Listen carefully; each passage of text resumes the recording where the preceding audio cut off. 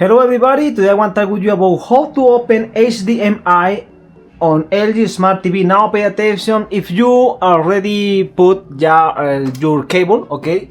I have example my pen drive, okay? Can you see this is my pen drive? But if you put your HDMI cable in your control, okay? In your remote control, you need to find this button, okay?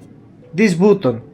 Touch here and then you can see your HDMI port, okay? I have two ports in my TV. Can you see? 1 and 2. This is my pen drive that you can see here, and this is the TV.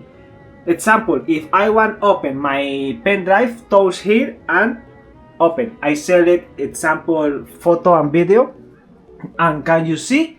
This is my pen drive, my content in my pen drive, and this is all.